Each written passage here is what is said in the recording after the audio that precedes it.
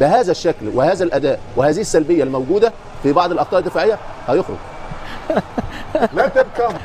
فليأتوا نحن في انتظارهم. دي طريقة التفكير الصحيحة. على المستوى اللي ظهر به هولندا في اول ماتشين، مش بقول بقى هيلاعب مين، لو فضل بنفس المستوى هيخسر من المغرب. طيب ماشي، هذا صحيح، دي نقطة. هذا صحيح. دي النقطة. النقطة الثانية، المغرب مختلف عن تونس. عمر قال لعبوا الجزائر ولعبوا تونس وهيلعبوا تونس. المغرب مختلف عن الجزائر، مختلف عن تونس. صحيح. لا احنا شفنا اول ماتشين، شفنا ماتش البرازيل وشفنا ماتش اسكتلندا. فالامور مختلفة. رود وهو منتصر وفائز ايضا، لا يزال لديه ملاحظات ربما كثيره على المنتخب الهولندي، لكن من يشاهد المباراه ب100 دقيقه يلاحظ بان هولندا منتخب قوي، منتخب ربما اخطاء اقل من المتوقع ايضا. بص، هو المهم في البطولات المجمعه طارق ان المباراه الثانيه هل انت عالجت اخطائك اللي ظهرت في المباراه الاولى ولا لا؟ هل انت وصلت للتشكيله المثاليه بتاعتك ولا لا؟ الان هو في تصور كومان في دماغه، هو عنده 95% هو عارف ال11 بتوعه، فدي نقطه ايجابيه. هل هو عالج سلبياته خاصه من النواحي الدفاعيه في هذه المباراه؟ معظم الوقت، بس مش اللي احنا متصورينه. بخط دفاع فيه فان دايك وفان ديفين وفان هيكي ودومفريس، ووسط ملعب فيه دي يونج وريندرز وجافرنبرغ. لازم التوازن بتاع الفريق او الشكل الدفاعي بتاع الفريق يبقى احسن من كده، انما من مباراه لمباراه الفريق هيتطور. هولندا لعبت مع الجزائر مباراه وديه، خسرت 1-0. المباراه الجايه مع تونس والجزائر قريبين من المغرب بالاسلوب اللعب، ممكن تكون اسهل بحكم انه لعبان مع فريقين من المغرب العربي. هو لا، بس دول مختلفين. المغرب مختلف عن لا نخشى احدا. طب تعالوا بقى، انا عايزكم قدام المغرب. كنت دائما افكر بطريقه مختلفه، اقول دائما انك اذا لعبت امام البرازيل او الفريق القوي فانت تقصيهم وتكون امورك اسهل امامك في الطريق الى اللقب. انت انهم يظنون وهم ايضا يفكرون في نفس الشيء ايضا.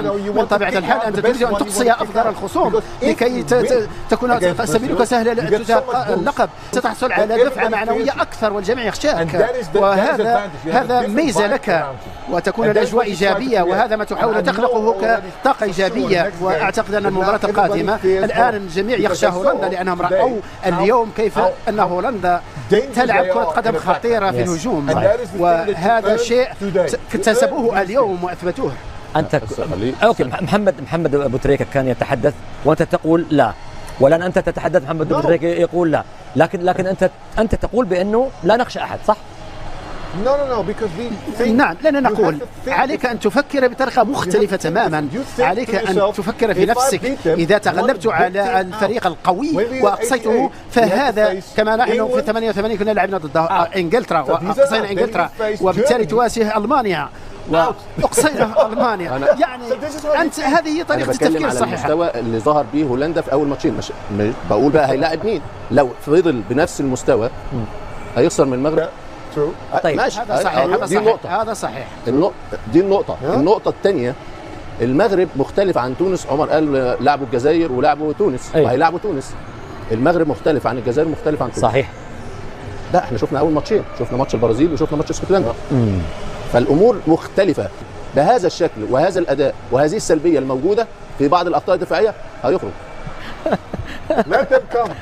فليأتوا نحن في انتظارهم. لا إنه على حق. إذا أعطيت فرصا كالتي منحناها للسويدين، إذا منحناها للمغرب سنعاني كثيرا، وبالتالي علينا أن نكون أكثر قوة وصلابة لما نتقدم إلى الأمام. لما تخسر الكرة إلى الأمام عليك أن ترجع لتغطي كوسط ميدان. أعتقد إنه الفريق عنده المقدرة قدام اليابان، هيواجه صعوبات. نعم. إنما مختلف عن هولندا في هذه مباراة. سعودنا نذهب مرة شوية بين رود خلت ومحمد أبو تريكة. عمر، واستمعت أيضا لروح التحدي اللي موجودة في البداية. يمكن رود تحدث بأنه لا نخشى أحد، ومن ثم بدأ يفصل المنتخبين بشكل مختلف. المغرب هو عربي الأصل والهوية، ولكنه أوروبي المحتوى، أوروبي الأداء.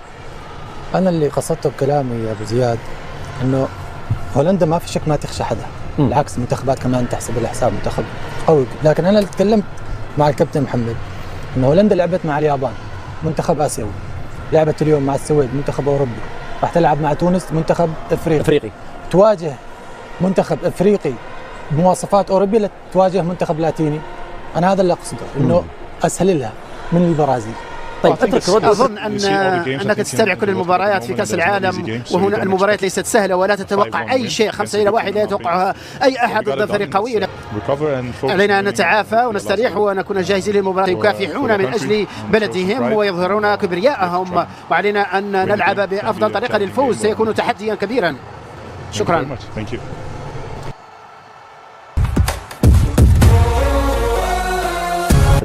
بس لو قلت لك اختار لي 3 منتخبات مرشح لنا هذه البطوله، تحط من ضمنهم البرازيل او لا؟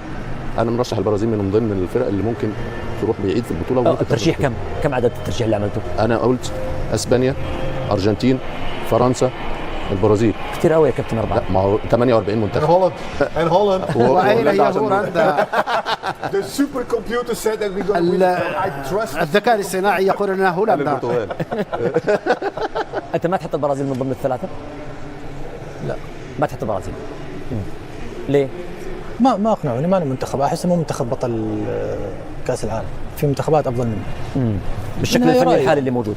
نعم، حتى العناصر الموجودين يعني ما هم العناصر اللي كنا مثل 2006 2002 98 كان منتخب مرعب. اليوم منتخب البرازيل ما عنده اظهره مثل ما كنا نشوف من قبل. حتى مهاجم صريح. حتى اذا كانت البرازيل هي اكثر دوله ربما اليوم في العالم تغذي الدوريات المختلفه باللاعبين، هم الاكثر وهم الاعلى جوده مثل ما يقال. صحيح انهم ابتعدوا في فتره سابقه عن البطولات بشكل كبير، منذ عام 2008 لم نشاهد ايضا البلندور يحصل عليها لاعب برازيلي مثلا بعد كاكا. هذا صحيح، ولكن البرازيل فازوا دائما بكأس العالم لما يكون لديهم هداف كبير جدا. بيبيتو، رونالدو، روماريو، كل هؤلاء الهدافين الكبار، وبالتالي مبدئيا غيروا الهداف وها هو سجل هدفين. كونيا ربما هناك شيء ما يحدث لا ندري، ولكن عادة لما يكون لديهم هداف خارق للعادة فهم يفوزون بكأس العالم.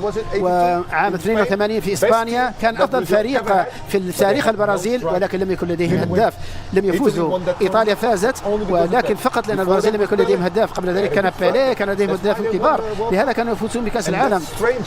ومن الشيء الغريب هذا الشيء غريب بالنسبة للكرة البرازيلية، أنه جزء من الثقافة البرازيلية هو أنهم يلعبون باستعراضية، يحتاجون للعب بشكل، إذا لعبوا بانضباطية فالأمور تتعقد عليهم، تصبح أكثر ميكانيكية ولا يحبون ذلك.